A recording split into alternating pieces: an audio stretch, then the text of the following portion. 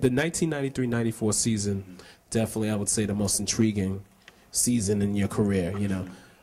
First time All-Star, made the All-Star team, and it was so interesting. The first undrafted player and CBA All-Star to make the NBA All-Star team. Then you had a knee injury at the end of the year that derailed the end of the season, and then came back and had like a very interesting 1994 finals from, you know, you would have been MVP, you know, if the Knicks won, you know. So talk about like how that whole year, how you reflect on that whole year, and of course, you know, feel free to talk about the last couple of games of that series. No, it was a great year for us as a team. You know, we played very well. Obviously, we had 3 All-Stars, myself, Patrick, and Oak that particular year, and we was rolling. You know. Unfortunately, I got hurt in the Atlanta game down in Atlanta, tore up my knee, and we ended up winning the game. I tore my knee in the first half and didn't even know it, and so I played on in the second half and ended up having a great game. I didn't realize that I had did anything wrong to it until I got to Boston after the plane ride and took my pants off, and that knee was like blew up like a basketball. And I like called my trainer. I said, something wrong, man. So we came down here. They had something else very, very wrong. So we had to go to the hospital that night and get an X-ray and found out I had a meniscus tear in it. And so, but they said if you're gonna tear your knee up, that's the best injury to have because it's a non-weight-bearing injury. It's inside the knee. So actually, it was kind of like a blessing in disguise because the doctor told me we can take it out and you be back in 2 weeks, or you can, you know, push yourself and maybe get back right before the playoffs or during the playoffs. And I told him to repair it, you know, because he told me the consequences that if they took it out and by the time you 48, 49, 50, that you probably have arthritis. And I'm like, no, repair it. I mean, he repaired it, and I worked my tail off to get back. You know, every day, you know, I was in the gym with my teammates while they was practicing. Patrick used to come over to me all the time, man, when you coming back?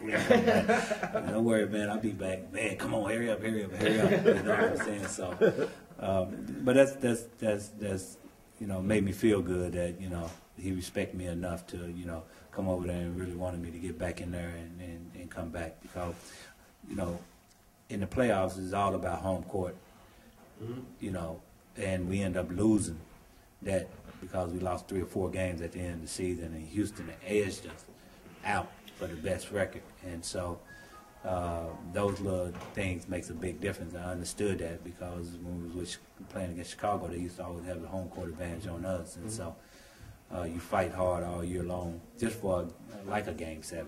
You rather play a Game 7 at home than you do on the road. But, you know, it was a great year. You know, we got a chance to, you know, cross that threshold, beat Indiana in game number 7, and go ahead and play, you know, a great series and get a chance to play against the Houston Rockets. Obviously, they had the dream.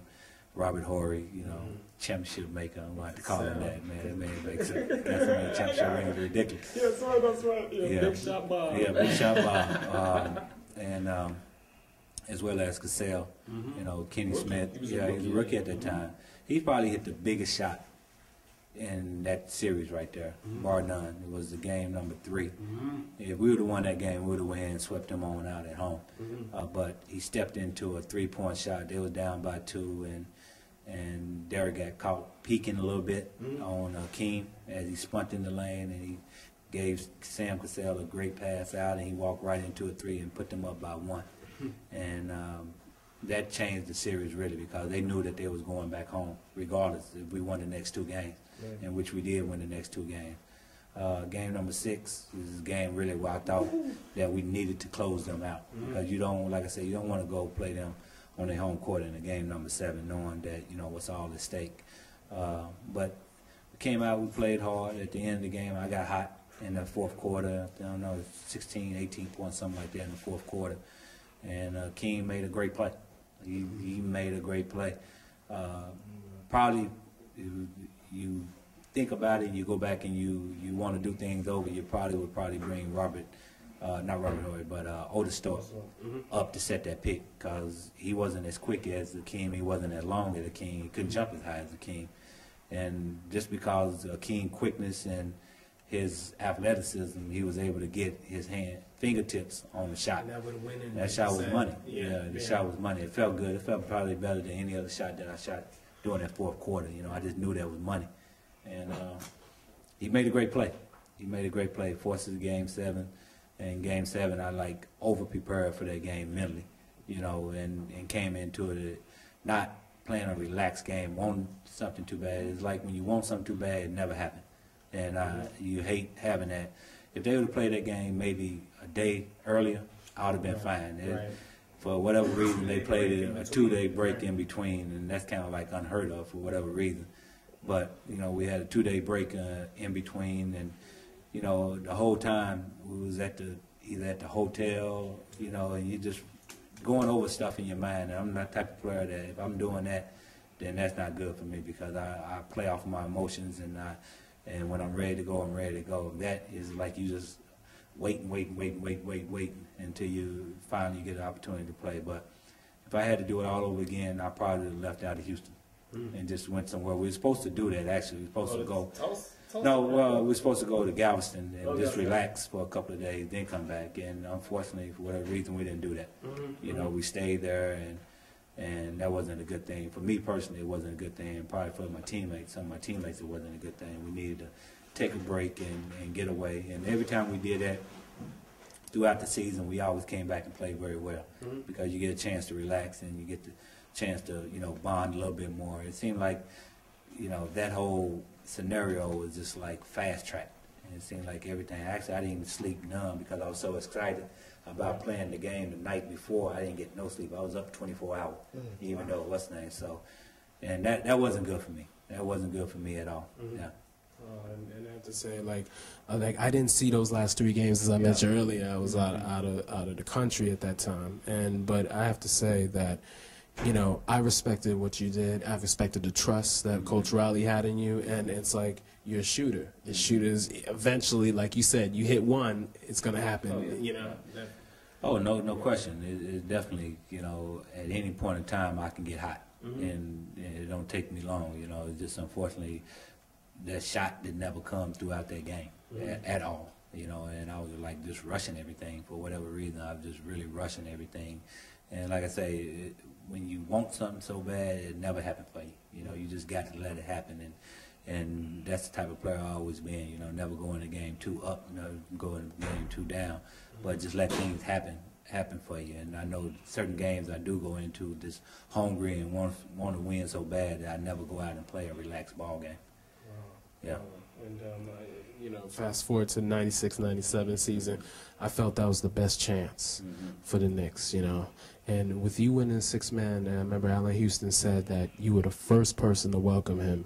And once again, going back to your thinking about the team first and everything, winning 6-man, and then what happened in Miami, which was a drag. How you guys would have beaten the Bulls that year, right?